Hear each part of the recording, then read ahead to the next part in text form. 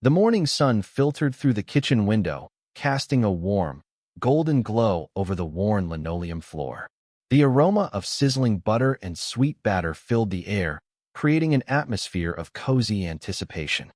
Dan walked into the kitchen, rubbing the sleep from his eyes, and paused to take a deep breath.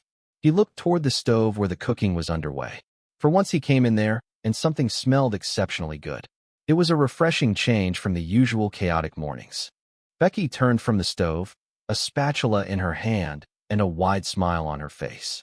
She explained that it was Beverly Rose's very first day of kindergarten. She wanted to do something incredibly special for her daughter to mark this momentous occasion.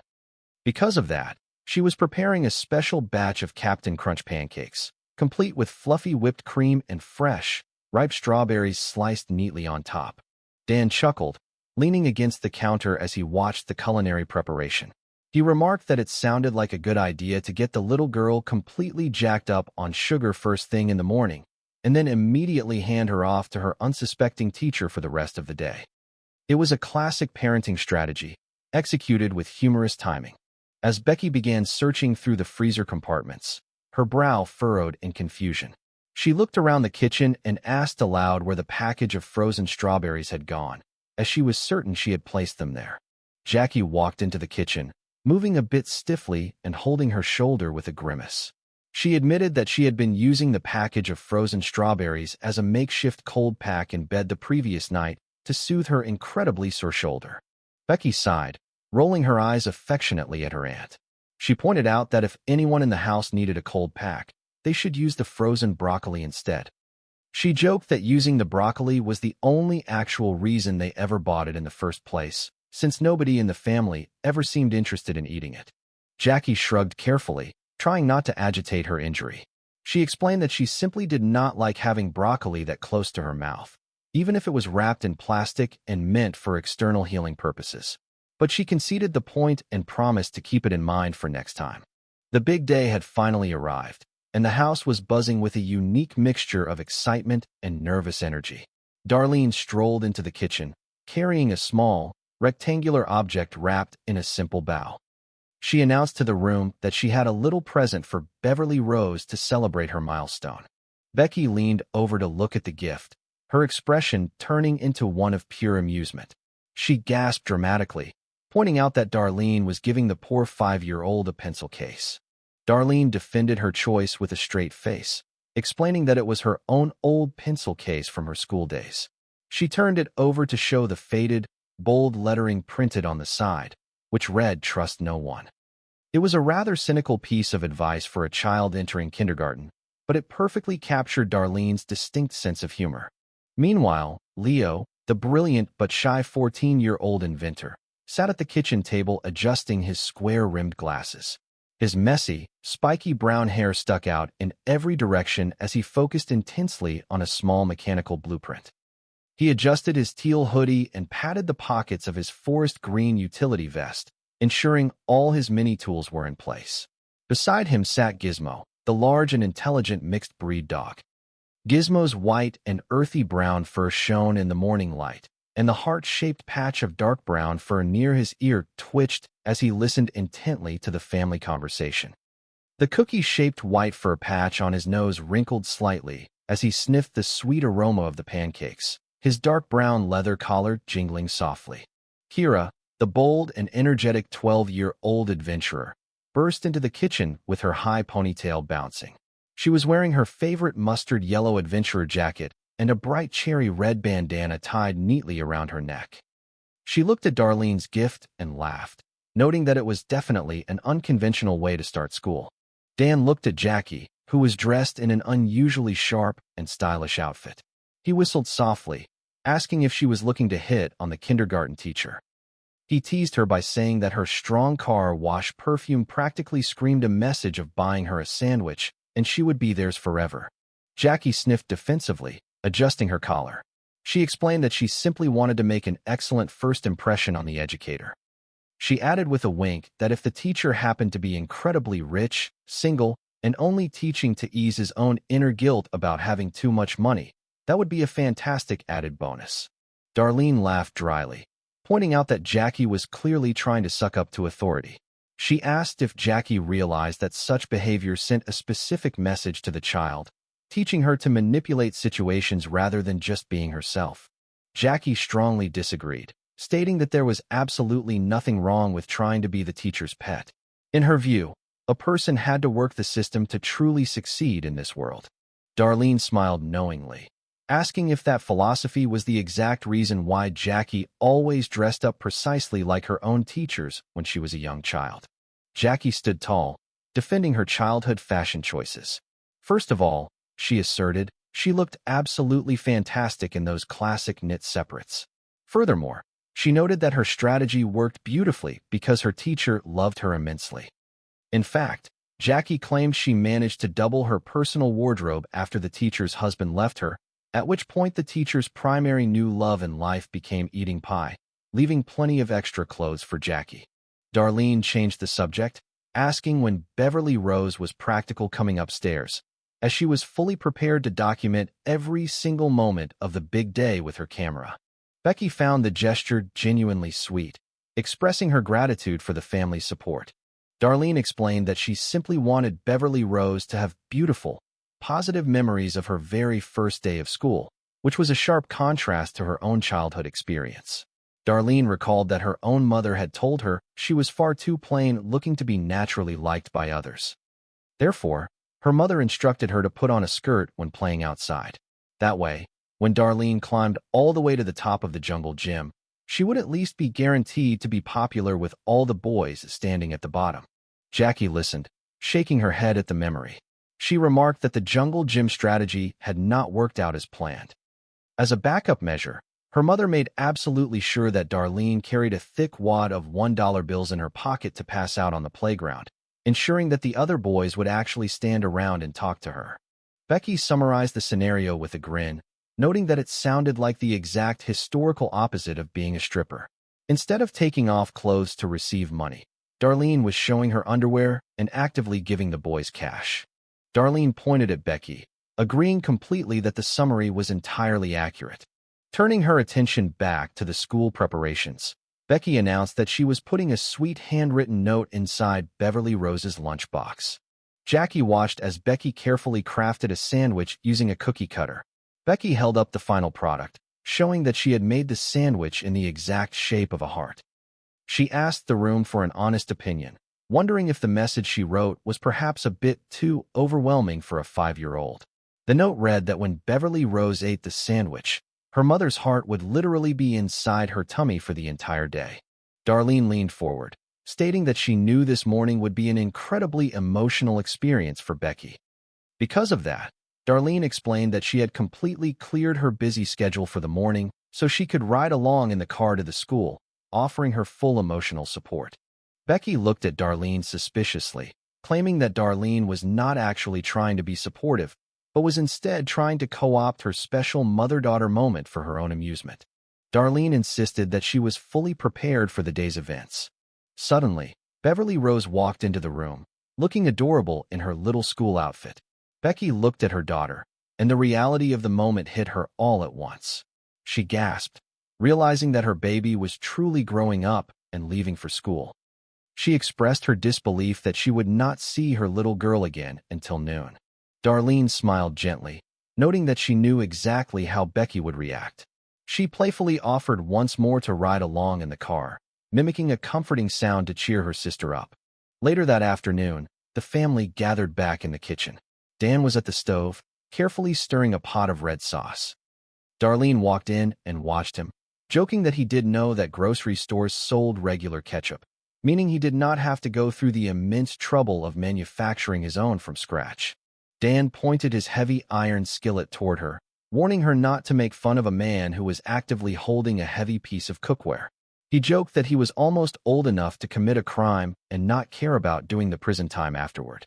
Darlene laughed, pointing out that due to his current physical condition, he would have to execute any attack using only his left hand, which she was highly confident he could not do successfully.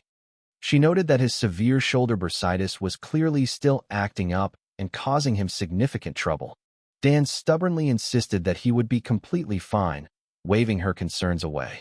Darlene teased him further, remarking that a simple, Stationary Tomato had just soundly defeated him in a physical fight.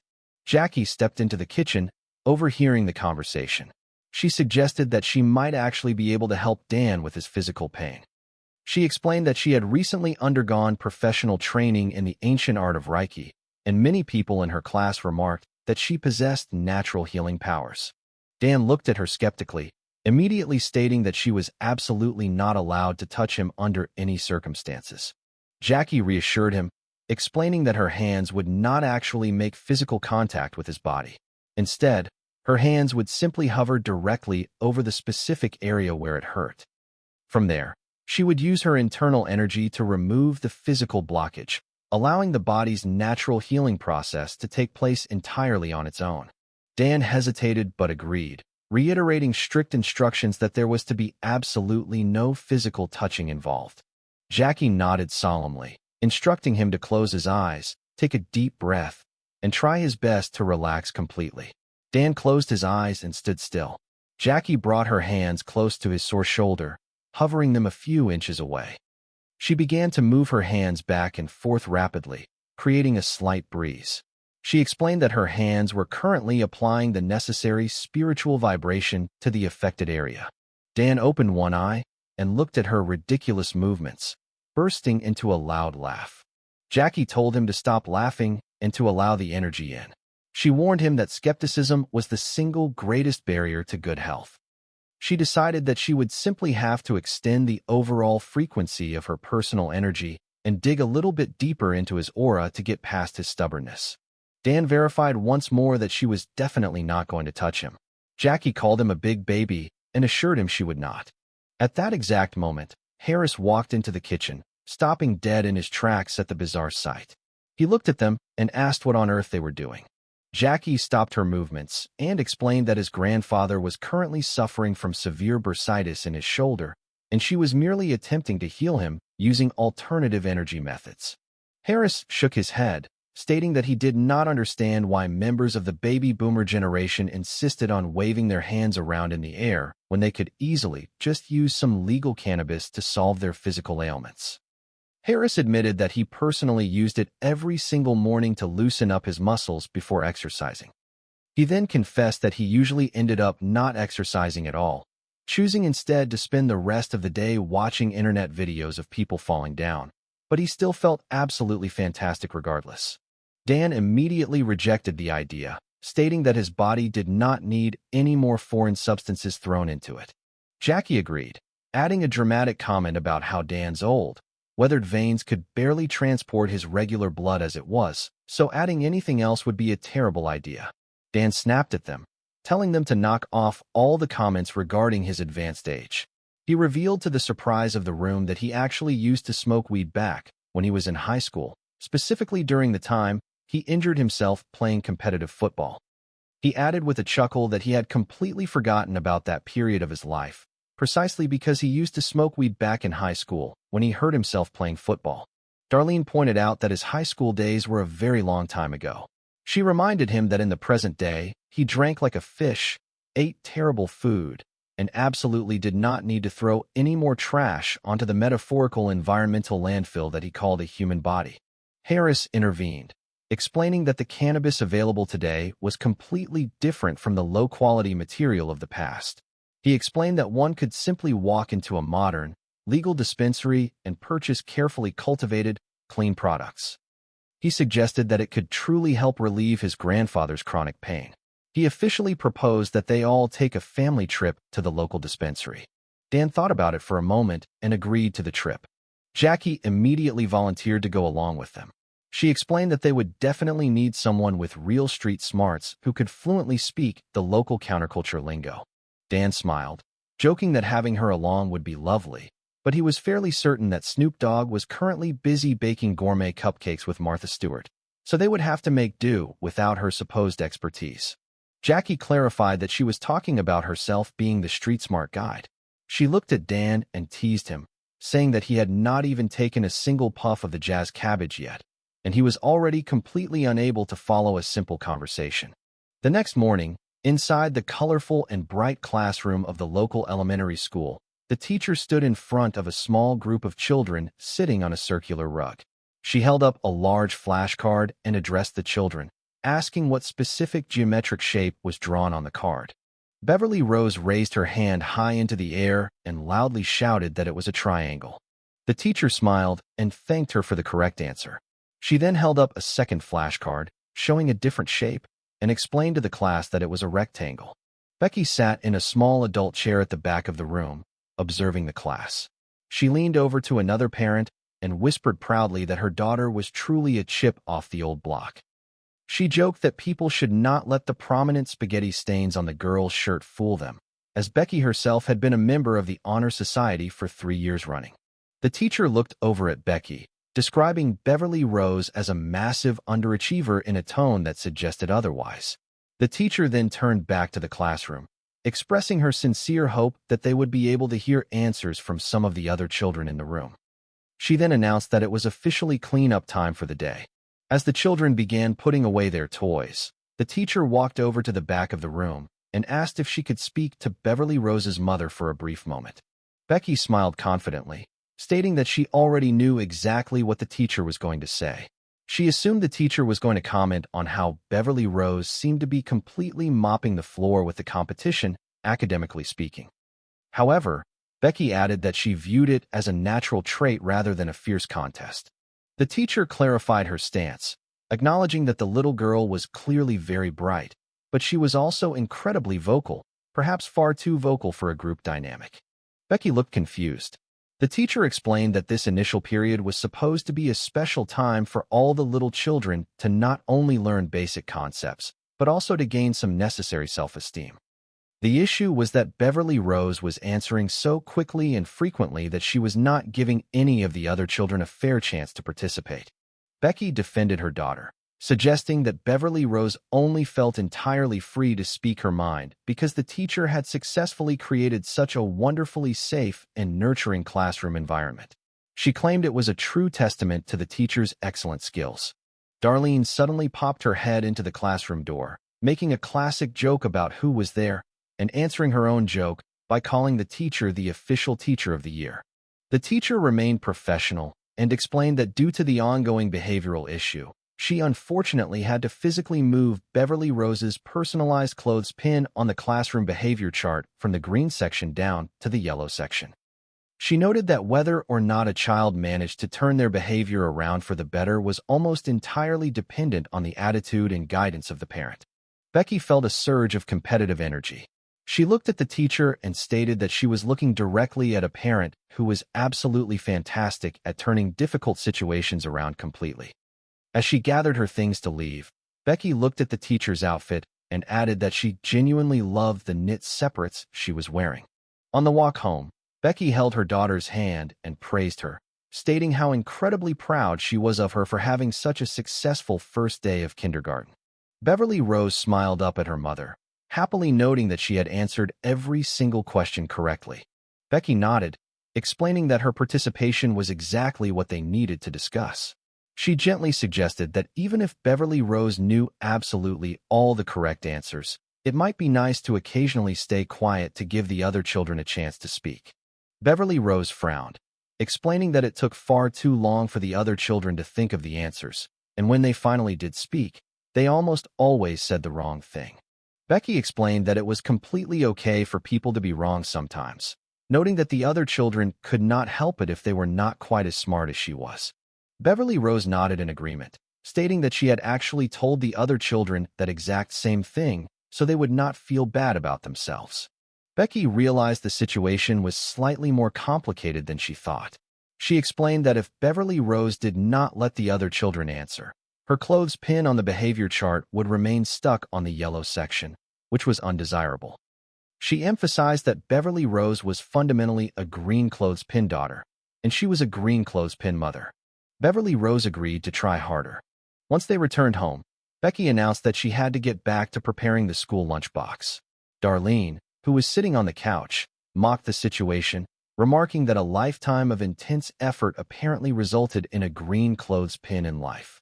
Becky turned to Darlene, joking that she possessed natural charm and blonde hair, which clearly bothered Darlene immensely.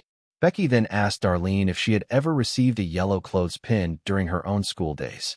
Darlene laughed loudly, revealing that she had briefly passed through the yellow section on my way to permanent red clothespin for behavior. Beverly Rose looked at Darlene and asked if it bothered her to receive a yellow clothespin. Darlene looked down at her niece, admitting that it probably did at the time, but she emphasized that she personally loved knowing all the correct answers. She advised the little girl that if she knew the answer, she should keep right on answering, and if anyone ever instructed her to stop, she should simply shout the answer even louder. Darlene explained to the child that she loved Becky like a sister, but the entire classroom clothespin system was nothing more than a giant scam. She asked Beverly Rose if she felt like she had actually done anything wrong. Beverly Rose shook her head no, but she noted that when she provided too many correct answers, she was not allowed to go to the classroom prize bucket at the end of the day. Darlene comforted her, stating that the true prize in life was knowing deep down that she was excellent, and that the other children who did not know the answers were essentially losers. Speaking of losers, Darlene playfully asked the little girl if she wanted to sit in on a household meeting with a bunch of pathetic green clothespin adults. Later that afternoon, Dan, Jackie, and Harris arrived at the local legal cannabis dispensary. They walked through the front doors, and Dan stopped to look around in absolute amazement. The store was pristine, bright, and filled with modern glass displays. Dan looked around, commenting that the place looked as if the actor Seth Rogen and the fictional character Willy Wonka had somehow come together to have a baby. Jackie agreed, noting that it felt somewhat sad to see the industry become so thoroughly corporate. She reminisced that there used to be a certain romantic, sweet charm about buying illicit substances secretly in a public park. An employee standing behind the counter smiled and asked how he could help them today. Jackie stepped forward, telling the employee to take it easy. She pointed at Dan, stating that while he might look like a decrepit old fool, he had her along for protection.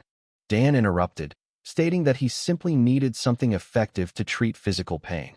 Jackie chimed in, claiming that the real pain came from living in a deeply unjust world where the entire planet was burning up from climate change and society was losing its basic rights to fascist rule. Dan looked at her and clarified to the employee that he was actually referring to a localized physical injury, like a hurt foot. He then corrected himself, stating that the pain was specifically located deep within his shoulder. He told the employee that he used to smoke a little bit back in high school. Jackie nodded vigorously, adding that they both did, describing themselves as a couple of historical hopheads.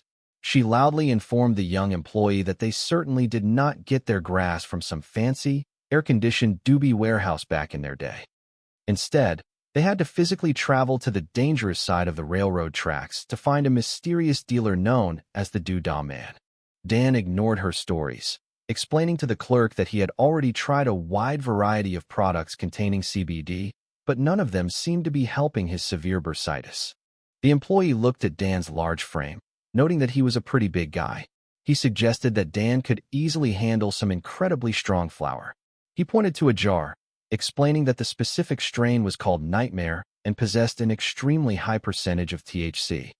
He then pointed to another option, explaining it was called Brain Bleed, which was highly potent but allowed a person to still actively play a game of tennis. Dan stated clearly that he did not care about playing tennis. He simply needed a product that would make him completely unable to feel his painful shoulder. The employee reached for a different container, explaining that this specific strain was called I Cannot Feel My Face. He reasoned that if it worked on a person's entire face, it would probably work wonders on his shoulder as well. He then asked if Dan preferred the product in the form of edible gummies or traditional flower. Dan chose the edible candy option. The employee rang up the purchase and informed them that the total price would be $40. Dan gasped at the price, calling it holy crap. He looked around the sleek store and asked if they happened to keep a cheap wooden barrel anywhere in the back, where he could just bag a couple of loose, discounted candies for a lower price. The employee smiled patiently, informing him that the product was definitely not regular saltwater taffy, and they were certainly not standing on the boardwalk of Coney Island in the 1930s. Jackie grew defensive, telling the young man to listen closely. She boasted that she had personally destroyed far more amazing life opportunities with heavy drug use than he could ever hope to experience in his entire lifetime. Harris watched the entire interaction from the side, shaking his head in embarrassment, and quietly remarked to himself that his elders had to be completely high already to be acting this way in public. Back at the family house, Becky was in the kitchen preparing an afternoon snack. She looked down as Beverly Rose ran into the room. Becky told her daughter to go directly downstairs to wash her hands, promising that she would have a delicious snack ready for her when she returned. The little girl nodded and ran off. Darlene walked into the kitchen, looking serious. She stated clearly that she and Becky needed to have an important conversation immediately. Becky sighed, holding up her hand, asking her sister to hang on a moment because she was technically still working from home. Darlene ignored the request, explaining that when she picked up Beverly Rose from school that afternoon, the teacher pulled her aside. The teacher reported that the little girl was currently twice as aggressive in class as she had been the previous day. Becky stopped what she was doing and asked for clarification, wondering if the teacher meant aggressive or simply assertive, noting that there was a massive societal difference between those two terms. She pointed out that previously her daughter was just answering all the questions, which should not be viewed as a crime. Darlene countered, explaining that the behavior had escalated. She stated that Beverly Rose was now actively calling out the other children in the classroom, explicitly telling them that they were dumb. Furthermore, when the teacher threatened to officially give her a red clothes pin on the behavior chart, the little girl looked the teacher dead in the eye and stated that the entire system was a giant scam. Becky could not help but smile a little, remarking that such an observation was incredibly perceptive for a 5-year-old child, and suggested that they should actually be proud of her critical thinking skills. Darlene crossed her arms, asking if Becky realized that Beverly Rose had learned that exact phrase because Becky told her that the previous day. Becky admitted that Beverly Rose had asked her if she had ever received a yellow clothes pin. She explained that the child only asked because she genuinely did not understand why she was getting into trouble just for being smart. Becky argued that all she did was tell her daughter to always be herself. Darlene raised her voice, stating that it was none of Becky's business to interfere with the school's social structure, and she should have stayed entirely out of the situation. Becky grew angry, arguing that Beverly Rose should absolutely never have to hide her natural intelligence. She asked Darlene if she had spent her own life playing stupid just so that random people would like her. Darlene clarified that it was not about playing stupid, but rather about being socially strategic. She argued that angry, confrontational individuals who alienate everyone around them do not get rewarded in the school system or in the real world. Suddenly, the front door opened and Harris walked in, looking completely exhausted. He announced to the room that the local school district had officially appointed him as a school crossing guard. Becky looked at him, asking if he was assigned to the most dangerous street located the farthest away from the actual school building. She asked if he ever wondered why they never bothered to give him a proper reflective safety vest. Harris shrugged, explaining that the school administration had simply told him they ran out of vests, completely missing the implication. Darlene turned her attention back to Becky, stating firmly that asking Beverly Rose to refrain from answering questions in class was fundamentally wrong. Becky strongly disagreed, shouting that it was not wrong. She argued that the girl desperately needed to learn how to successfully get along with other people in the real world. Darlene mocked her, asking if getting along actually meant learning to know her subservient place in society. She expressed her absolute disbelief that Becky had failed to defend her own daughter to the teacher. Darlene reminded her that while their own mother certainly had her share of personal problems, she would have gone down to that school immediately and ripped the teacher's head clean off to protect her kids. Becky countered, noting that when a mother acts that way, you simply end up being the unfortunate kid with the crazy mother, asking Darlene how she liked growing up with that reputation. Darlene admitted that she used to want to crawl into a deep hole whenever their mother caused a scene at school. However, she confessed that it ultimately made her feel incredibly protected and far more confident, which made her a stronger adult. She told Becky that she needed to think long and hard about what specific kind of person she was teaching Beverly Rose to become. Becky scoffed, claiming that Darlene clearly wanted the girl to be less like her mother and more like Darlene, which she stated was the absolute last thing she wanted to happen. Darlene asked if Becky truly believed it was better for the girl to turn out like her. She reminded Becky that she had been so incredibly anxious to please others during her youth that she completely gave up her higher education and left her entire family behind just so she could move away with Mark to the state of Minnesota. Becky stood frozen, deeply hurt by the personal attack. She told Darlene that if she had nothing else cruel to say, she should get out of her face immediately. Darlene turned and walked out of the room. Becky muttered loudly after her, suggesting that perhaps if Darlene were a bit easier to get along with, her employer wouldn't make her work from home all the time. Darlene yelled back from the hallway that working from home was her own personal option. Later that evening, Dan was sitting rigidly on the living room couch. His eyes were wide, and he was staring intently at the blank television screen. Leo and Kira stood nearby, watching him with a mixture of concern and amusement. Gizmo sat at Dan's feet, his intelligent brown eyes looking up at the old man, tilting his head as if trying to understand his strange behavior. Darlene walked into the living room, noticing his bizarre posture. She asked what on earth was going on. Dan spoke in a slow, robotic monotone, insisting that absolutely nothing was wrong. Darlene sighed, looking toward Harris, who had just walked in. She asked exactly how many of the strong cannabis gummies Dan had ingested. Harris admitted that he did not know for sure. He explained the timeline, guessing that Dan took one gummy initially. When it did not seem to work right away, he grew impatient and took a second one. Shortly after that, the very first gummy finally kicked in all at once. Dan then got incredibly hungry from the effects, lost his judgment, and accidentally took a third one. Darlene gasped, stating emphatically that a person should never, under any circumstances, take the third gummy. She walked over to Dan, telling him to sit completely still on the couch and reassuring him that everything was going to be completely fine. Dan looked down at his legs in pure panic, stating slowly that he could not walk. He claimed with absolute certainty that his feet were currently on the wrong feet. Darlene looked confused, asking if he meant that they were somehow not his own physical feet. Dan grew frustrated, asking what was wrong with her. He shouted that of course they were his own feet, but they were currently attached to the completely wrong legs, meaning they were refusing to walk together in a straight line. Darlene decided to play along to calm him down. She leaned down and touched his ankles, announcing that she could easily help him with that problem. She made a theatrical motion with her hands, claiming she was switching them back to their proper places. She then stood up, announcing that the procedure was complete and his feet were back where they belonged. She told him it was time to go for a walk. Dan stood up carefully, moving like a robot. As they walked around the perimeter of the living room, Dan asked how long they were going to be walking for, guessing it would take about an hour to fix the issue. Darlene nodded, confirming that they would indeed be walking for an hour. Dan groaned in despair. Jackie walked into the room, taking one look at Dan's robotic walking, and realized what had happened. She laughed, noting that they had finally experienced the power of the commercial edibles. She warned everyone that those candies were definitely not meant for children. She instructed Harris to go to the kitchen immediately to fetch Dan some heavy carbohydrates to help absorb the substance. Darlene led Dan back to the couch and sat him down.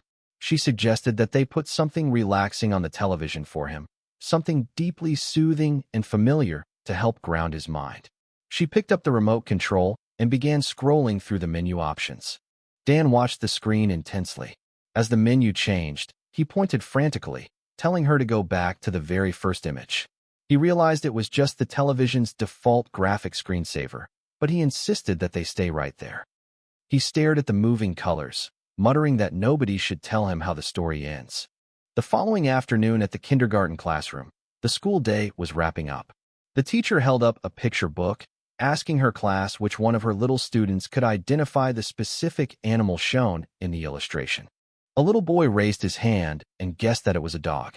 The teacher smiled gently, telling him it was a good try. She instructed the class to look closely at the picture and to read the letters printed underneath. She asked aloud what the word spelled out. Beverly Rose sat quietly in the corner, her mouth tightly shut. She looked at the card, knowing clearly that the word spelled out frog, but she chose to remain completely silent, staring down at her lap. The teacher announced to the room that the word was indeed frog. She praised everyone for a good job and told the children she would see them all tomorrow. Becky walked into the classroom to pick up her daughter. Beverly Rose ran over to her, pointing proudly to her chest. She announced happily that she had successfully earned a green clothes pin for her behavior that day. Becky smiled widely, telling her that it was absolutely fantastic news. Beverly Rose explained that she had achieved this by not speaking a single word for the entire day. She noted that the teacher had explicitly told her that her silence was a wonderful thing. Becky's smile faded slightly. She asked for clarification, wondering if her daughter truly did not speak at all during the lessons. Beverly Rose confirmed that she remained silent, even when she knew absolutely all the correct answers to every single question. She admitted that following Becky's advice had been incredibly difficult, but she was happy because the teacher now liked her immensely, and she had even received a colorful yo-yo from the classroom prize bucket as a reward. Darlene stood in the doorway, observing the interaction. She muttered dryly that the reward system sounded like a complete behavioral nightmare. Becky turned to her daughter, telling her to wait out in the hallway for a brief moment. The little girl happily ran out of the room. Becky then turned around to face the teacher, greeting her with a serious expression. The teacher walked over, smiling warmly. She informed Becky that all of her little students had finally participated in the discussions today, resulting in a much better overall day for the entire class. She praised Beverly Rose for participating in a completely non-disruptive manner. Becky looked at her coldly, asking exactly what she meant by the word participated. She pointed out that according to her daughter, the little girl had simply sat in her chair completely shut down for the entire day. The teacher defended her assessment, explaining that Beverly Rose had been a very lively listener and an excellent observer during the lessons. She smiled at Becky, telling her she had done a good job as a mother. Darlene stepped forward into the classroom, interrupting the conversation. She asked loudly if this was the specific type of person they were trying to raise in modern schools, questioning if society truly wanted girls who were merely good little listeners and silent observers. She looked at the teacher, stating that the school was actively teaching the young girl that if she ever dared to show how intelligent she truly was, she would be swiftly punished for it. Becky looked at Darlene, and a sudden realization washed over her. She turned back to the teacher, her posture growing firm and resolute. She told the teacher that her daughter was currently learning a terrible lesson.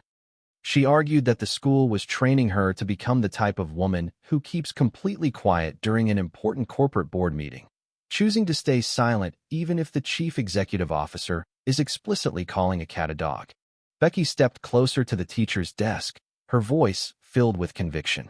She stated clearly that she did not give a single damn whether the teacher believed she was a good mother or a bad mother. She joked that her child would ultimately decide that question with a professional therapist in 20 years. But right now, in the present moment, her daughter was going to answer questions in class whenever she wanted to, and the teacher would simply have to deal with it. The teacher stared at her in shock for a moment. Suddenly, a look of recognition appeared on the teacher's face. She gasped, stating that she had just realized that Becky was a member of the notorious Connor family. The teacher recalled a specific memory from her own youth, remembering when Becky's mother had famously marched into her third-grade classroom decades ago. She recalled how the mother completely lost her temper at the teacher because Becky's sister, Darlene, had received a D grade on her school diorama project. The mother had shouted furiously, demanding to know how Darlene could possibly receive a D grade on the project when Becky had previously received a perfect A grade on that exact same diorama when she turned it in years prior. Becky looked at Darlene in surprise, then turned back to the teacher with a proud smile. She acknowledged that the story was completely true, stating that the teacher had just experienced a classic Connor family moment. She warned the teacher that the apple definitely does not fall very far from the tree, instructing her to buckle up for the future. Later that evening, Dan was sitting at the kitchen table, looking much better. The effects of the edibles had completely worn off, but he was moving carefully. Darlene walked in and asked how his shoulder was feeling. Dan sighed, admitting that the severe pain had returned. He stated that he might finally have to face the harsh reality that at his advanced age, certain physical pains simply never go away completely.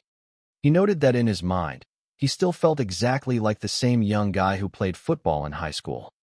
However, when he actually attempted to get out of bed every morning, it required a massive amount of physical rocking back and forth accompanied by loud screaming just to gather enough physical momentum to stand up on his feet. Darlene listened sympathetically. She remarked that it was a shame because it sounded like the cannabis had actually worked wonders for his pain relief. She suggested that he could simply select a specific strain that was not too strong and attempt to grow the plants himself at home. She joked that since he already owned a vintage waterbed, setting up a hydroponic growth system was the next logical step in his life. She calculated that he would save at least $40 every week. Dan looked intrigued. Darlene explained that he could easily set up a small growth area inside his bedroom closet, promising to show him exactly how to do it. Dan smiled, joking about the space requirements. He wondered if he would have to move all of his fancy formal tuxedos and his expensive cashmere driving coats out of the closet and relocate them to the washing machine sitting in the driveway. He then laughed and agreed to the plan. He looked over at Harris, who was entering the room, and asked if he would like to participate in growing illegal substances with his old grandfather. Harris smiled widely, adopting a humorous, old-fashioned accent. He joked that such an activity sounded absolutely swell. A few minutes later, Beverly Rose walked into the kitchen carrying a small treats wrapper. Becky saw her and quickly instructed her to go ahead and eat that in the kitchen, but warned her not to let her grandfather see it. She joked that if Dan saw the sweet treat, the legendary clogged artery monster would surely come and get him in the middle of the night. Dan overheard the comment, noting with a grin that a child was eating an ice cream cone right before dinner. Becky sat down at the table, looking exhausted. She admitted to Darlene that she had experienced a completely horrible day. However, she looked at her sister and confessed that she had discovered that Darlene was actually entirely right about the school situation. Becky explained that she was putting down her phone to give Darlene her full attention, admitting that Darlene had made an excellent point that she had initially failed to listen to because she was so incredibly anxious to please the school teacher. Because of her own insecurities, she had accidentally made Beverly Rose terrified to speak up. Darlene smiled gently, telling her sister that she absolutely did not have to apologize. Becky clarified quickly with a smirk that she was definitely not apologizing.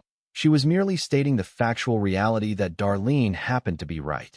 Jackie walked into the room, looking at both of them. She stated that what the entire family had successfully learned from this experience was that Beverly Rose should ultimately grow up to be neither like Becky nor like Darlene. Instead, the little girl would eventually figure out exactly who she was supposed to be on her own terms. Harris chimed in from the counter, suggesting that perhaps the girl would grow up to be exactly like him. Darlene looked at Harris, joking that if a person were to completely strip away all of Harris's deep layers of intense self-loathing and the genuine craziness that chills a person to the bone, they would be left with a wardrobe and a haircut that belonged on a clay sculpture in a New Mexico art museum. The family burst into laughter at the description. Suddenly, Beverly Rose walked over to Dan's chair, holding out a small wrapped treat. She smiled and announced that she had brought her grandfather an ice cream sandwich. She joked that she wanted to stay up to see the legendary clogged artery monster come and get him in the night. Dan laughed heartily, taking the treat. He looked around the room, asking where she had heard about such a monster. He joked, wondering if Becky, Jackie, and Darlene were secretly planning something against him. He teased them, saying that if they were hoping to see the term life insurance monster arrive, he had officially transformed that creature into a mortgage payment monster and a new sewer line repair bill. Dan looked down at the little girl, telling her that he was actually a brand new kind of monster himself.